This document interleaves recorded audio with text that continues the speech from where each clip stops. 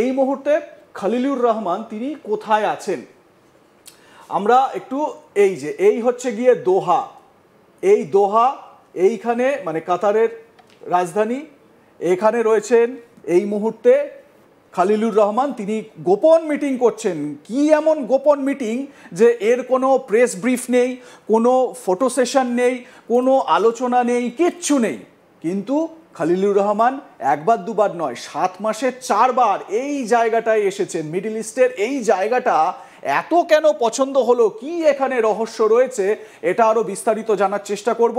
আমি আবারও চলে যাব কর্নেল চৌধুরীর কাছে। কর্নেল চৌধুরী, আপনার কাছে যে বিষয়টা জানার সেটা হচ্ছে গিয়ে এই দোহায় তো এই মুহূর্তে খলিলুর রহমান রয়েছেন এবং এই কাতারেই তো আল উদেদ যে এয়ারবেস আমেরিকার, যে এয়ারবেসে কিছুদিন আগে ইরান অ্যাটাক করেছিল, মুখ বাঁচাবার জন্য ডোনাল্ড ট্রাম্পের প্রশাসনকে বলতে হয়েছিল ও এমন কিছু না, এমনি সামনে কিছু একটা হয়েছিল কিন্তু আমরা সেটাকে ম্যানেজ করে নিয়েছি।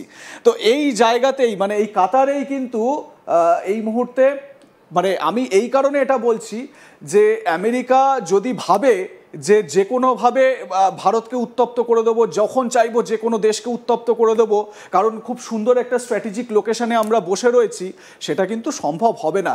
এখন যখন এই আলোচনা আমরা করছি, হোয়াইট হাউসে অ্যাটাকের একটা খবরও কিন্তু পাওয়া গিয়েছে। কর্নেল চৌধুরী,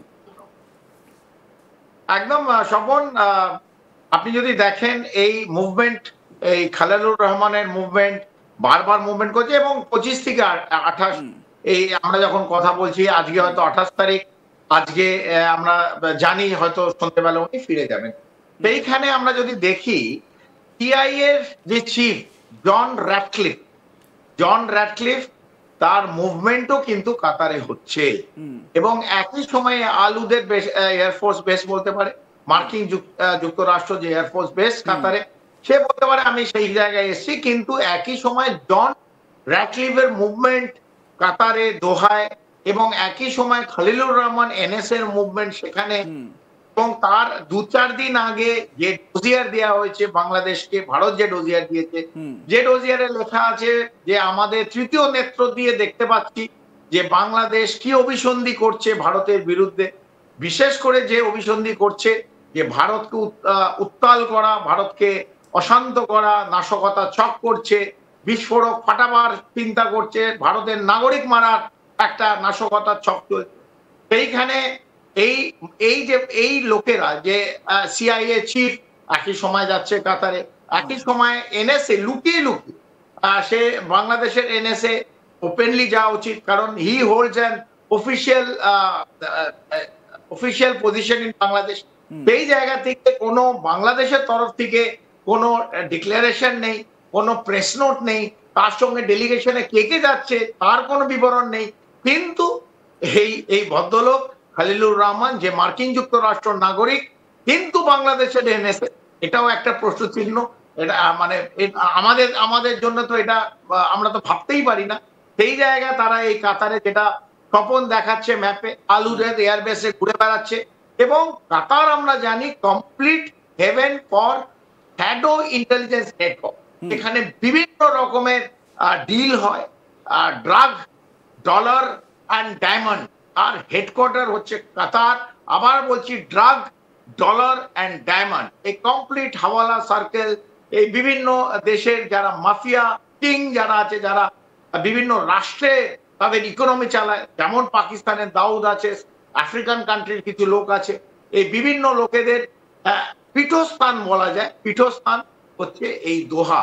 সেইখানে এনএসএ, বাংলাদেশের এনএসএ যাচ্ছে এবং সিআইএ এজেন্ট এবং পাকিস্তানের আইএসআই এজেন্টদের পাকিস্তানে গিয়ে না দেখা করে একটু তৃতীয় দেশ, একটা ভারতেরও বন্ধু দেশ কাতার, তো কেউ বলতে পারবে না দোহা কাতারের সঙ্গে ভারতের একটা ভালো সৌহার্দ্য রিলেশনশিপ আছে।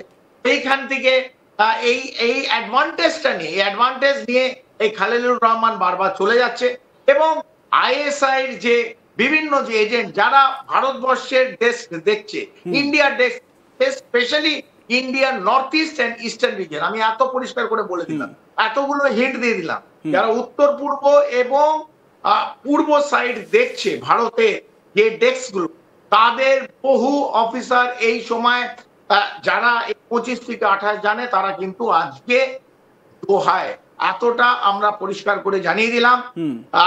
তো আমার মনে হয় দিল্লি যখন এত খবর জানে, Delhi is also keeping a note of it. যারা ভারতকে আঘাত দিতে যাবে, যেটা আপনি বললেন সফল, এই ইউনাইটেড স্টেটস অফ আমেরিকা যে ভাবছে যে সুপ্রিমেসি অফ দ্য ওয়ার্ল্ড, মানে আমি বিশ্বের যা করব বিশ্বের সর্বগুরু করতে পারবো, এবং বিশেষ করে এই মার্কিন যুক্তরাষ্ট্রের যে রাষ্ট্রপতি প্রেসিডেন্ট ট্রাম্প, আমি আরেকটা বড় প্রশ্ন তুলে দিলাম। ইউএসএসআর ভেঙেছিল আমরা প্রত্যেকে জানি, এখন রাশিয়া। ইউনাইটেড স্টেটস অফ আমেরিকাও 50টা অঙ্গরাজ্য আছে, তাই ইউনাইটেড স্টেটস অফ আমেরিকা। একটা প্রশ্ন তুলে দিলাম, এই যেভাবে পৃথিবীকে ভাঙার চক্করে the circle comes in full round, একটা পুরো সার্কেল নিজের একটা জায়গায় যেখান থেকে শুরু হয় সেখানেই শেষ হয়। আমি মার্কিন যুক্তরাষ্ট্র যে খেলা ভারতের সঙ্গে খেলছে, যে পাকিস্তান এবং বাংলাদেশ দিয়ে ভারতকে খণ্ডিত করতে চাইছে, বিশেষ করে উত্তর পূর্ব, নিজের যে এই 50টা অঙ্গরাজ্য আছে, কালকে 3-4টে রাজ্য ভেঙে বেরিয়ে যাবে না তো? সেটা ইউনাইটেড স্টেটস অফ আমেরিকা এই নামটা ধরে রাখতে পারবে তো প্রেসিডেন্ট ট্রাম্প 2027 অব্দি? এই প্রশ্নটাও আমি আজকে আজ তাক বাংলার মাধ্যম দিয়ে এই কথাটা তুলে দিলাম। একেবারেই। এবং এই জায়গা থেকে কর্নেল চৌধুরী আমরা একটু এইটাও বলে রাখি, কারণ ভারত সবসময়, মানে আমরা এই যে শেখ হাসিনাকে প্রত্যর্পণের যে অনুরোধটা বাংলাদেশের তরফ থেকে করা হয়েছে, আমরা যখন এই আলোচনা করছি যে এত গোপনীয়তা কিসের, ভারত তো সবসময় সব কিছু স্বচ্ছভাবে করছে। বিদেশ মন্ত্রকের মুখপাত্র ভারতের রণধীর জয়সওয়াল, তিনি একটি সাংবাদিক বৈঠকে তিনি পরিষ্কার বলেছেন যে হ্যাঁ, বাংলাদেশের তরফ থেকে প্রত্যর্পণের একটা অনুরোধ এসেছে, আমরা সেটাকে এক্সামিন করছি।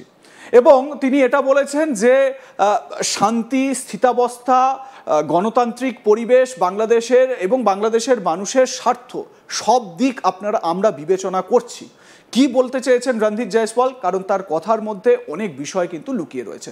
একবার শোনাই রণধীর জয়সওয়ালের বক্তব্য।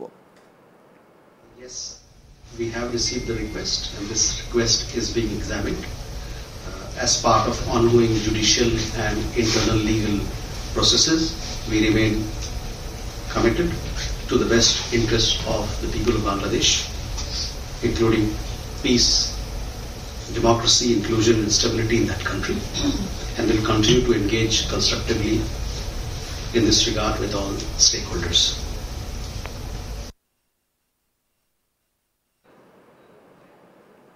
কর্নেল চৌধুরী, যে কথাটা নিয়ে আমাদের আলোচনাটা শুরু হলো, যে এত গোপনীয়তা কেন, বাংলাদেশ যে অনুরোধ করেছে সেই অনুরোধ আমরা পেয়েছি, সেটা আমরা সর্বসমক্ষে আনলাম, আমরা সর্বসমক্ষে জানালাম। এবারে এই কথার মধ্যে কিন্তু আরও একটা কথা খুব গুরুত্বপূর্ণ, রণধীর জয়সওয়াল যেটা বললেন, এটা তো একেবারে সরকারি, মানে ভারত সরকার সেটা কিভাবে দেখছে বাংলাদেশের পরিস্থিতিকে, শেখ হাসিনাকে প্রত্যর্পণ করার বিষয়টা, সেটা আমরা জানতে পারলাম।